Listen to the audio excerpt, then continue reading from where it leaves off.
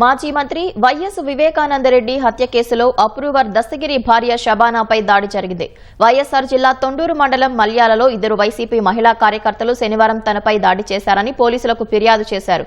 నిన్న శంషున్ పర్వీన్ అనే మహిళలు ఇంట్లో చొరబడి దాడి చేశారని ఆవేదన వ్యక్తం చేశారు. ఏడాదిలోపు దస్తగిరిని నరికేస్తామని బెదిరించినట్లు ఫిర్యాదులో పేర్కొన్నారు. నిన్న సాయంత్రం ఘటనపై ఫిర్యాదు చేసినా పోలీసులు పట్టించుకోలేదని ఆమె ఆరోపించారు.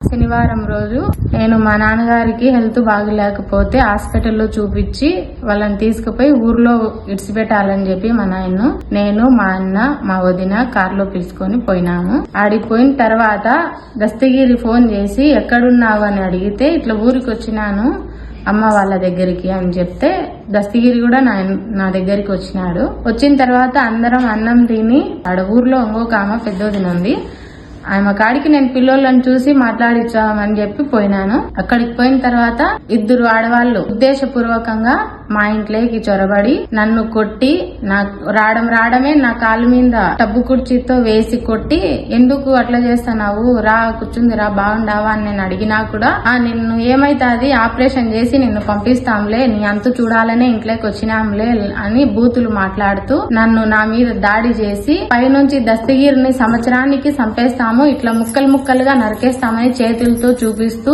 జగనన్న మీదికి అవినాశన్న మీదికి తప్పుడు సాక్ష్యం చెప్పి జైలుకు పోయి వచ్చి నీ భర్తను ఇట్లా హారతులు తీస్తావా జైలు నుంచి రిలీజ్ అయినప్పుడు అని బూతులు తిడుతూ నన్ను పట్టుకొని విచక్షణ రహితంగా నన్ను బట్టలు చింపి నన్ను బుద్ధి పుట్టినట్టు కొట్టి బూతులు మాట్లాడుతూ దస్తగిరిని సంవత్సరం లోపు చంపేస్తాము, తర్వాత 4 ఏళ్లకు నిన్ను నీ బిడ్డలను భూస్థాపితం చేస్తాము, నీ ఆట ఆడతాము, నీ అంతు చూస్తామని చెప్పి నన్ను బూతులతో నన్ను బుద్ధి పుట్టినట్టు మాట్లాడినారు, నన్ను కొట్టినారు.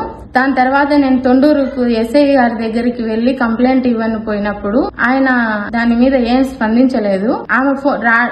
నేను సార్ ఇట్లా నన్ను వచ్చి కొట్టినారు, దస్తగిరిని ఇట్లా చంపుతామంటున్నారు, 4 ఏళ్ల తర్వాత నన్ను చంపుతామంటున్నారు, ఫోన్ లైన్ లో ఎవరో ఆన్ లో ఫోన్ కాల్ లో మాట్లాడుకుంటా వచ్చి ఇట్లా చేసినారని నేను సాక్ష్యాలతో సహా నేను చెప్తానే కూడా ఆయన దాని మీద ఏం యాక్షన్ తీసుకోలేదు.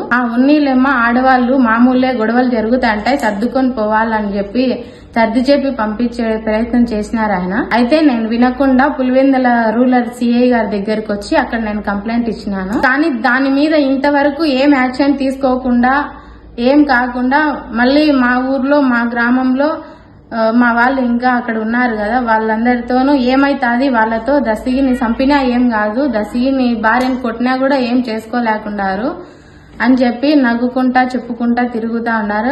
ఇంకా నువ్వు చేసిన తప్పుకు ప్రాయశ్చితం చేసుకుని నువ్వు ఒక మూలన దేవుడిని ప్రార్థించుకుంటూ చేసిన తప్పులు సర్దిద్దుకోవాలి జగన్మోహన్ రెడ్డి, అవినాష్ రెడ్డి. అంతేగాని ఆడవాళ్ల మీద విచిత్రణ రహితంగా ఇట్లా దాడులు చేయడం, దస్తగిరిని చంపేస్తానంటూ బెదిరించడం, దస్తగిరిని చంపేస్తే న్యాయం చచ్చిపోదు, దస్తగిరే చచ్చిపోతాడు కానీ న్యాయం అయితే చచ్చిపోదు. ఏ రోజుకి ఇంతవరకు 6 మంది సాక్షులు చనిపోయినారు, మహా అయితే దస్తగిరి భార్య చనిపోతారు కానీ కేసు చచ్చిపోదు, న్యాయం చచ్చిపోదు. న్యాయ వ్యవస్థలు ఉన్నంత వరకు న్యాయం అనేది జరుగుతుంది.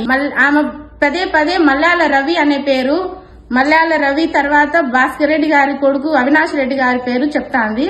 గౌరవైన చంద్రబాబు నాయుడు గారు నాకు జరిగిన అన్యాయానికి తగిన ప్రతిఫలం నాకు చూపిస్తారని, ఈ కేసు మీద విచారణ జరిపిస్తారని, వాళ్ళు ఎందుకు వచ్చి కొట్టినారు, వాళ్ళ వెనకాల ఎవరున్నారో తీసి చూపిస్తారని నేను అడుగుతానా.